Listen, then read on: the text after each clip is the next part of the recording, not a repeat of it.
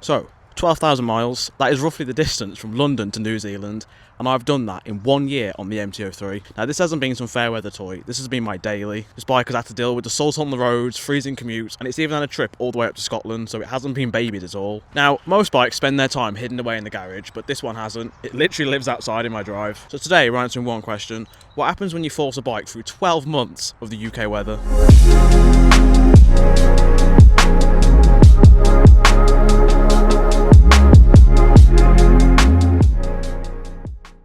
Right, so before we get into how the bike runs and how it performs after 12,000 miles, I'll just show you some of the general wear, and you're probably going to be shocked at how little damage is on the bike, and I'll explain later why. Right, so we'll start from the front and we'll look at the front discs. To be honest, these are pretty fine, but you know, because the bike lives outside and obviously with salt on the roads and the rain, if you look closely here, you'll see a little bit of surface rust.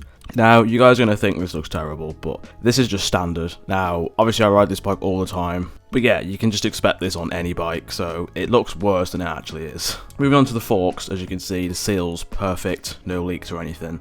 Same with this little clamp here, but what I did notice is there's a few little specks of rust on the fork, and then there's this bit here. Now this is the one bit that actually did upset me. As you can see here, the paint on the engine cover has chipped off a bit. The only thing I'll put this down to is it's the salt, and as you can see, all the bolts pretty much look new. That's because I spray ACF 50 on them every now and then, but there's this one bolt here that seems to have just drawn in all the rust. It's not terrible, but as long as they unscrew and bolt back in, that's all that matters really. Right, now the side stand. Now this is the only thing that I'd say has actually worn over the last 12,000 miles. I think the spring has just become a bit worn, so I've had to spray WD-40 on the little spring bit just to free it off. Now, obviously, not the end of the world. I think it just needs to be lubed every now and then, because you think how many times this side stand has been down. It's probably, I can't even tell you, in the thousands probably, so. Now moving on to the chain. Now, I like to think I take really good care of my chain, you know. I regularly clean it, re-lube it, degrease it, everything. WD-40 on it just to create an extra barrier, things like that. I think as long as you look after your chain, you know, it'll last quite a while.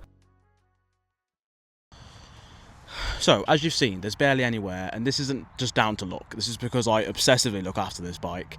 You know, you hear a lot of things about, you know, young people don't look after their bikes, and the truth is, as long as you don't neglect maintenance and looking after it, this bike will last as long as you want it to. Because the way I look at it, why bother spending all that money on the bike just to run it to an early grave? You know, just stay on top of your maintenance. Now, I've done a video on my channel of how exactly I look after a naked bike. You know, it's not hard work, it's just about consistency. Once a week now in winter, I'll regularly clean this. In the summer, it'll be less frequent, but in the winter, you really want to be getting a lot of that salt off as soon as you see it, because once that salt clings to the bike, it's just corroding it away. So the faster you act, the better it'll be. Now, you're probably wondering, so how does the bike run after 12,000 miles?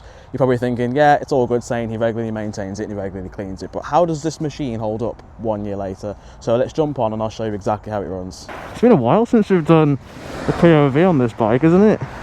Honestly, a lot of you are going to think I'm just, you know, being biased and I'm just favouriting my own bike, but it does just run perfectly. Like, I'm not exaggerating, there's nothing wrong with it. Right, so let's talk about the gearbox. Honestly, it is just flawless. I can't fault it. It just feels like brand new, and I didn't even buy this brand new either, but I know what a bad gearbox feels like. You know, I've experienced bad running bikes. I had a Lex Motor Arizona that was close to death from the moment I brought it, so to be honest, it just feels perfect. But I think the key to that is I just stay on top of my oil changes. You know, it's always got fresh oil in it, it's never got old dusty oil.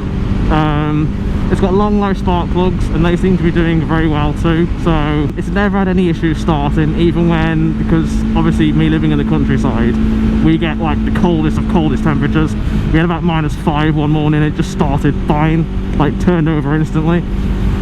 Yes, obviously things like having, you know, a new battery, good spark plugs will impact that, but just in general, this bike just runs like it's new. You know, it's got nothing wrong with it. As you know, we've only ever had one engine light, which is in the video here, and that turned out to be a sensor error. So the bike itself has never had a problem. But yeah, that's the only time we've ever had an engine light. There's my ABS kicking in. It doesn't really like the harsh downshifts. So what has it been like riding this every day through, you know, the harshest winter conditions? Now, truth is, this isn't my first time daily riding a bike through winter. You know, I had a Lexus to Arizona. It was a carburetor bike, so that was my first mistake. Its carbs were absolutely full of shit. You know, it wasn't very well maintained. When I got the bike, I didn't know much about carbs, how to clean them, how to even use them properly. So the bike had a lot of problems, like starting, it would cut out. So you think when it's extra cold as well, it would take me a long time to get the bike running smoothly. It would take a very long time to warm up. And moving on to this bike, I never had that anxiety of, is this going to start first time? Am I going to be able to get to work today? Is it going to be too cold for the engine to even turn over? Things like that just don't cross my mind. And yeah, obviously there's some people that will just decide to bring the car out for winter, and that's fine.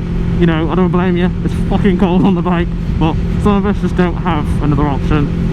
Especially a lot of young people. I know that they start off on bikes because it's cheaper at the time, and then you've also got to wait for the driving tests. Getting on two wheels is a lot quicker than it is to get in a car at the moment. Yeah, you can make it work, you can daily this all year round, but it just takes a lot more maintenance than you would have to do on a car, and a lot more time. So you just have to be willing to put that time and effort in, and then yeah, you can daily a bike. So, to answer the big question, can a bike really handle 12,000 miles in the UK weather? And the answer is yes. You know, if you treat a bike like a disposable tool, it's inevitably going to rot, but if you stay on top of things like your maintenance, then these things will run forever, and then you can just pile on the miles. And then secondly, don't be scared of high mileage bikes. Be scared of the rider who didn't care enough to look after it. And as mentioned, if you want to see exactly how I look after this bike, then my maintenance video will be linked in the description below, and probably in the cards if I can figure out how to use it. Right, so, thank you all for watching. If you could do me a favour, please hit the like button.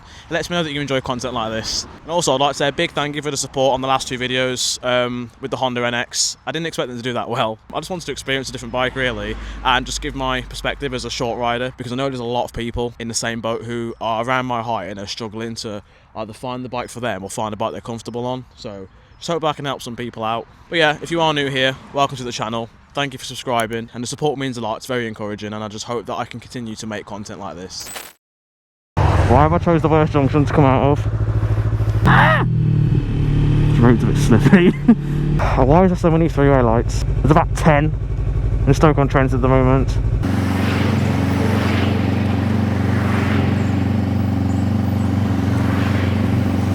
I've parked miles away from the pump, stretching over. It's always raining. Like, Jesus Christ. Put my back to shame.